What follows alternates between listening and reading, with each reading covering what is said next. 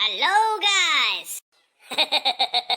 Welcome back to my channel रायजोफोर गाज्रि मोननाङालै रायजोफोर आं बिराद गोबाव उन्दुलांबाय माने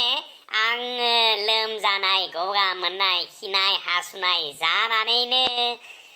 नोगोद गोबाव उन्दुनो गोनां जाबाय ओंखायनो आं नोंथांमोननि सेराव खावब्ला खावथा मोखांखौ लानानै नुजाफैनो हायाखैमोनलै रायजोफोर दुखु दामोनलै रायजोफोर नोंथांमोनखौ आं दायो माखासे एन्टारटेनमेन्ट माखासे मिनिथाव फेस्ला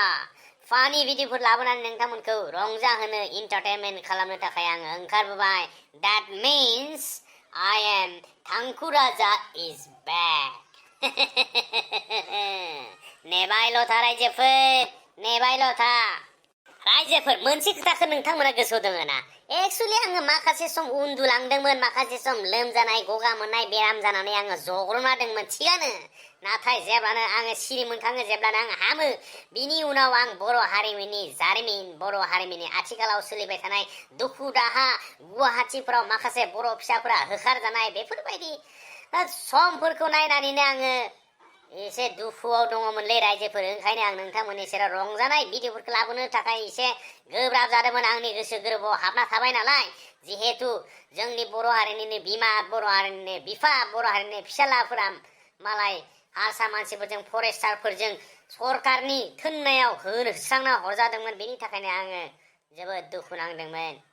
बे थांलायबाय थांलायनायनि उनाव जोंनियाव मोनसे गोदान मोनसे जुद्ध जोंनि बर'फोरनि गेजेरावनो जुद्ध फैलायबाय आरो बे जुद्धआनो जाबाय गावजों गाव एबसुजों बनसुजों बिपिएफजों इउपिपिएलजों गावजों गावनो दावराव दावसि बिदा फंबाय न'खरावनो बिमा बिफा फिफा फिसालानि गेजेरावनो दावराव आरो दावराव बेफोरखौ नायै नायैनो आङो गावखौनो गाव माबा सिमां रायजोआव थानाय बायदिसो मोनलायलांदोंमोनलै आङो मा जागोन जोङो बर' फिसाफोरखौ साननानै नायोब्ला गावजों गावल'सो नांलायबाय थायो गुबुन हारिफोरजोंलाय मानोसो नांलायबाय हायालै अनलि बिटिडिआवल' नांलायबाय थायो बिटिआरआवल' नांलायबाय थायो बिटिसिआवल' नांलायबाय थायो हायोबा थांना बे गुवाहाटीनि दिसपुराव नांलाय थां हायोबा थांना बे दिल्लीनि राजथावनिफोराव नांलाय थां मानोथो बे बर'नि गेजेराव गावजों गाव नांलायबाय थानाय आरो बे नांलायनायफ्राबो म'आव जायो मिथिबाय दानिया खालि मबाइलावल' फेसबुकआवल' इउटुबावल' टिभि चेनेलावबो जागा गैया मा बेफोरबायदि मानसिफोरानो एसेबां दादागिरि नालाय साला टिभियाव नुजायो मानसिफोरानो खालि मबाइलाव नुजायो खालि फेसबुकआवल' नुजायो बेयावनो नांलायनाया जोब्बाय ना टिभिबो गैया ना मा दङ जेबो गैया खालि नांलायनायल' बेफोरखौ नुनानै आं एसे गोसोफ्रा डाउन जादोंमोनलै आरो बेफोरबायदि दुखु जारलाफोरखौ नायनानैनो आङो स्रि जाना थादोंमोन मा खालामगोन मा थागोन उन्दुनानैनो गावखौनो गाव सिमां रायजोआव सिमां नायबाय थादोंमोन आं रायजोफोर दा खिन्थु आङो आइ एम बेक दै रायजोफोर आं फैबाय आरो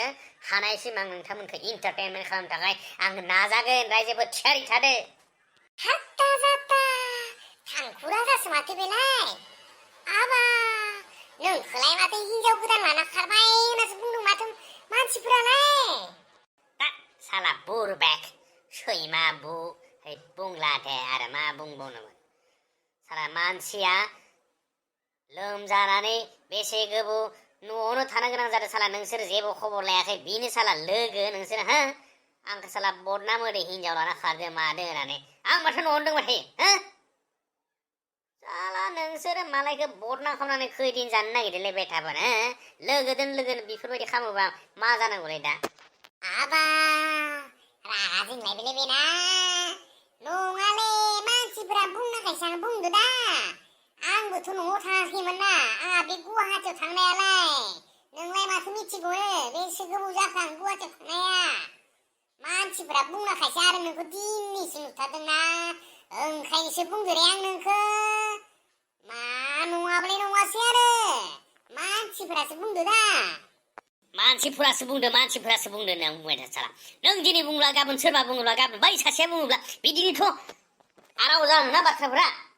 साला नोंसोर माबा मोनसे फिसा फेला बाथ्राफोरखौनो साना हौवानो जानला मानला बाथ्राफोरखौ बुंबानो जायो नालाय है आं माबा मानसिफोरजों रायजोफोरजों एसे सावरायलायदों गाबोन समफोरनिफ्राय आङो मोजां भिडिअ लानानै फैगोन होननानै एसे गोसोआव रंजानाय लाबोनो नागिरदों साला नोंसोर बेफोरबायदि सुरुवात समावनो बेफोरबायदि उल्थां फाथां बाथ्रा बुंनानै आंनि गोसोखौ डेमेज खालामना फैले साला थै तेरिकी सैमा अ सरि दे रायजोफोर आइ एम रियेलि सरि आं रावखौबो रायजोफोरखौ सैमा होननानै बुङाखै नैबे सैमानि फिसालाखौसो आं सैमा होनना बुंदों बे साला गामिनि जग्लब जथब साला बिथि जालाय बिथि गारलाय बियाव मोजाबा बियाव मोजां बैयाव मोनजायाबा बैयाव गाज्रि बेफोरबायदि सैमानि फिसा सैमाफोरखौसो आं एसे रायदबदों मानो होनोब्ला बिसोरनि खुगाफोरानो लिमिट गैया सालायफोरा हारा गैया नालाय जानला मानला बाथ्राफोरखौ खोनासंलाबायनानै मालायनि बाथ्राखौ बेनाव बुङो बेनि बाथ्राखौ बैनाव बुङो बेफोरबायदिनो बिसोरो जागासिनो दोङोलै साला बेखौबो मा खालामनो जियानो जा रायजोफोर नोंथांमोना आंनि बे भिडिअखौ नायबाय था गाबोन समफोरनिफ्राय आङो नोंथांमोननो मोजां मोजां भिडिअ लानानै फैगोन आरो जायफ्रानोखि चेनेलखौ साबस्क्राइब खालामाखै प्लिज अननानै साबस्क्राइब खालामदो दै दे होमबालाय थुमस्लिं दा बुंबाय मानि थुमस्लिं जालायसै नोंनालाय थियाटार देखायबा लास्टाव जोबनायाव थुमस्लिं होनागालाय नोंनि डायलगाबो जोबाखै नालाय नोंनि बुंनांगौआबो जोबाखै नालाय बेनिखायनो जों थुमस्लिं होनदों बे बाथ्रायालाय नङा नङा नंमारगौलै नों आंजों थाफाबाय थानायखाय आंनि गोसो गोरबोनि बाथ्रा साननाय हनाय गासैबो बुजियोलै नोंथां साला गान्जा फाग्ला मालाबा बुरबक बायदि खामानि मावोलै नों मालायफोरनि बाथ्राखौ लानानै साला दे जियानो जा रायजोफोर खुलुमबायलै